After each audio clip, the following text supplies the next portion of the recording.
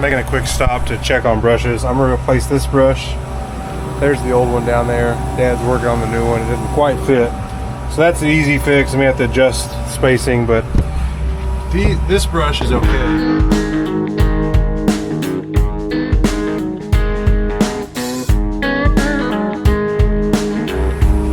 And the one behind it I think is okay. It's just maybe you need to move I'm going to adjust them just a little bit closer. There's a little bit too much daylight there. And then this one's really not bad. Kind of touching the saws. So I may leave that alone. That seems to be a lot better.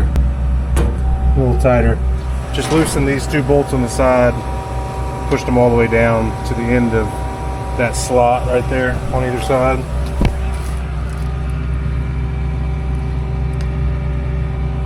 Make it go a little further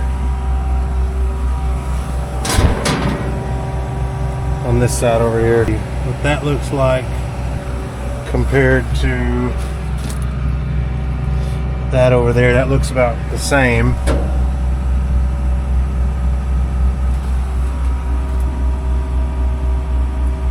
Maybe a little close, so I could come back just a hair. We'll put everything up. I forgot to show you. If I could sneak in here and show you. See, look how much better that brush looks compared to the other.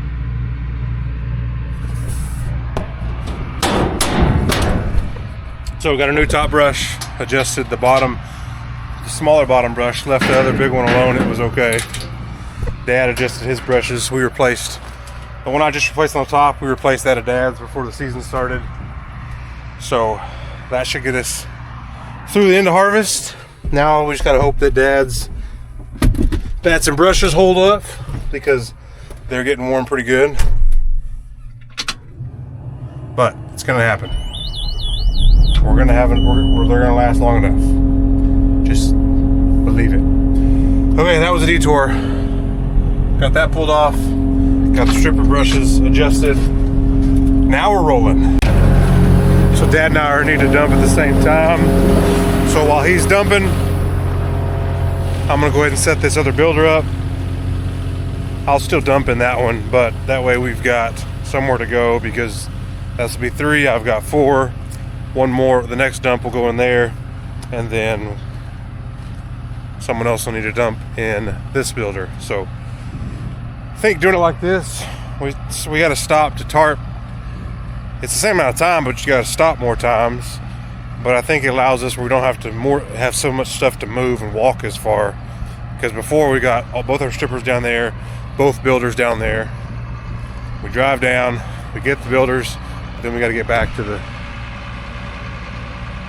where we're supposed to be. So I got distracted by dumpage.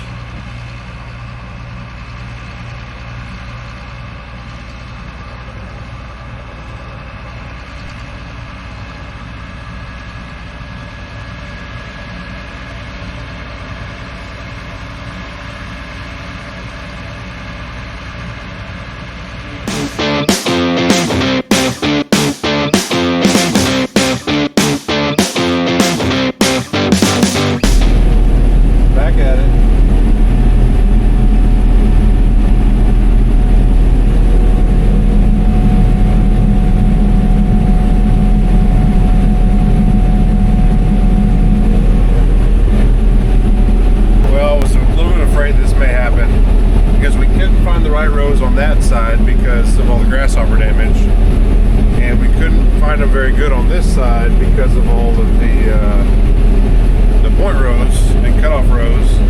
They ended at a real sharp angle, so it was kind of hard to tell them. I thought we were in pretty good. I thought we found them until this point. This is where the GPS issues showed up. They were not near as bad as where we just came. But there was a point right here just randomly where all of a sudden I was off 6 inches. And so there was a big swoop. Well, what happened was, so say I was stripping this pair, single and a single from the planter, this side got real wide and I couldn't strip it clean. And I could actually see the little swoop in the rows. And so so we were off by 1 row. So I'm gonna have a single row to strip over here to get us back on pattern. I told Dad, just keep stripping like normal. I'll strip this single that is just basically the through that I'm on right now should get us back to right rows, and we shouldn't have any issues. We had very little changes here, except that when Dad and I were trying to get that GPS issues fixed, we kind of shifted a bunch of times back and forth. So, and that's why it's been stripping pretty good. But when we get to that point, we'll have the same issues where we're all over the place. In other words, other news is caught here in these low spots where the water ran, and it's huge. It's breaking off.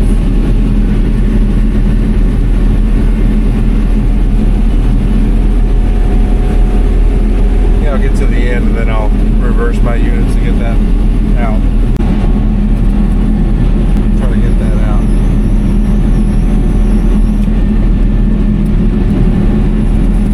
There we go.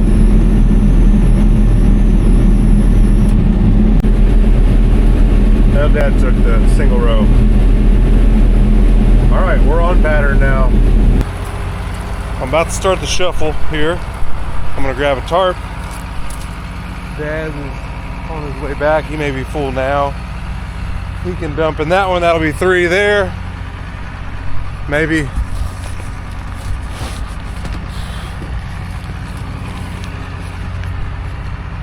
Maybe I can get this tarped or start to tarped before he gets here. That way we don't have to stop and both of us do it.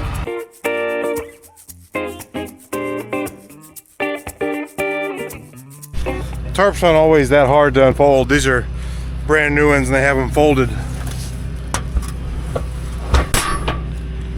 much tighter than they get back when they're used.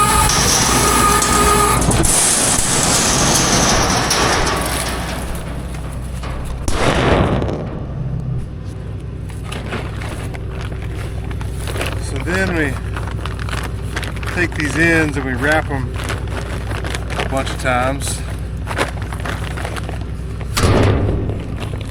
Hook them on those clamps. I need to get some stronger clamps for my builder. They don't bite as good as these, so they're more prone to coming off, because when you pull off this tarp will catch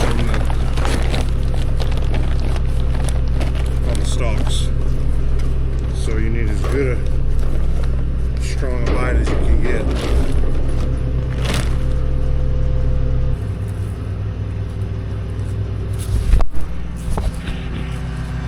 Now we raise up.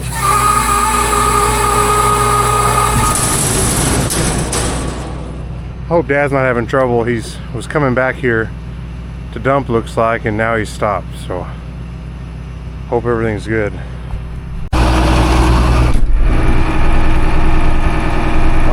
Throttle down, PTO off,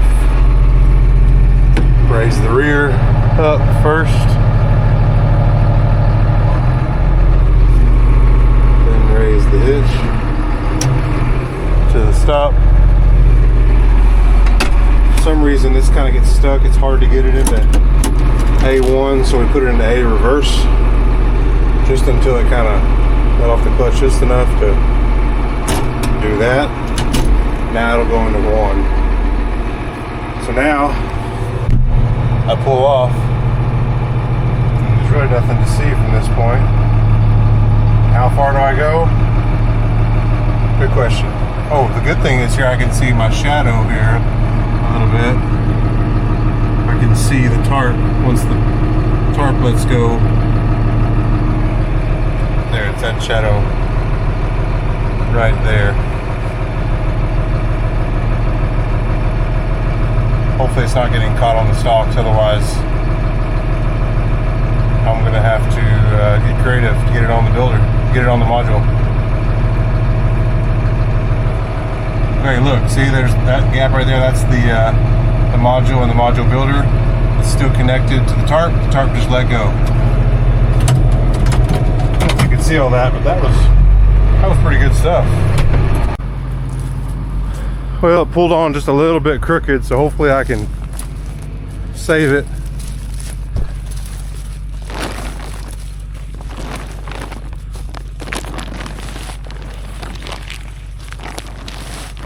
With the wind, this is the risk of doing it in the wind, is that it gets blown off the corner, and then you're not tall enough to reach it.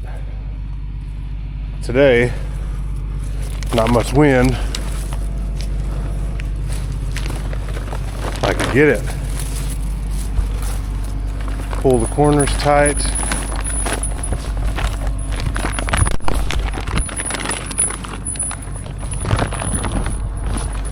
Okay, he's moving again. That's good news. I don't know what's gonna mean, but hopefully all's good.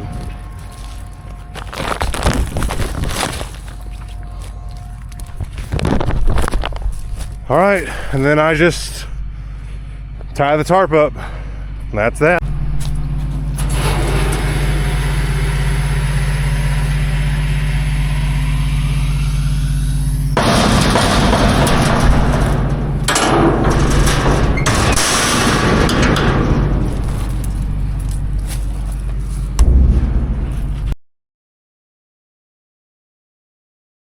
Well, Dad brought the fuel trailer out there. It's almost empty, so he's going to empty it into that tractor. I'm going to need some more diesel to finish what I'm doing. Thought I'll maybe get done with that one, but nope. My stripper likes to drink diesel way too much, so I'll need to get at least another half load to finish out with sewing and stripping and all that. So that'll be empty to be able to do that tomorrow maybe. And then the issue with this, when he's in the field, when he stopped, is he said his temperature gauge spiked all the way to red. So he shut the engine down real fast. Nothing was hot, steaming. His coolant reservoir was good. Didn't see any issues. So he started it back up and it still did it. He said, well, I'm gonna do this and we'll try to get this basket dumped. And so while he was dumping, it pegged back to normal range. So we think the temperature sensor is messing up, which would be nice. That's just should be a simple fix, but it's after hours to get that part for deer. So he's gonna try to clean it out some, maybe the radiator and all that, and see if it resolves itself. If not, he maybe shut down for the evening and we'll just have to get that part in the morning. So I'm gonna move my truck down further to where I need it, and then I'll walk back again and get my stripper and keep going. Well, Dad's going. So far, so good. He's made, this will be his last through to make a basket. He said it's not been getting hot, so that's a good sign. Doesn't mean the sensor's not still going bad, but they have a sensor locally at our John Deere dealership. But Dad said he's not sure exactly where the sensor is on the engine, so we'll do some investigating and see if we can't find that. But probably be good to go ahead and get that replaced, just because you need to know if something's getting hot. If you don't know if your engine's getting hot, that would be a bad thing.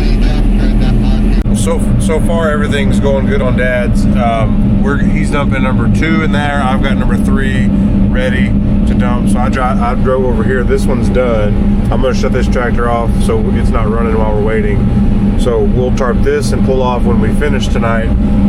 He's going to go strip number 4, and then after I dump, I will strip number 5. We will tarp and pull off that, and then we'll come down here and do the same. And man, that'll be a productive day. So far my lights have worked like I wired up, just like I had hoped. So that's good news.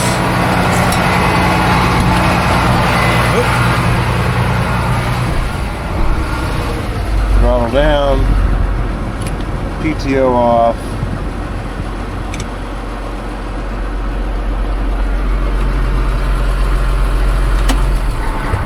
Tractor off.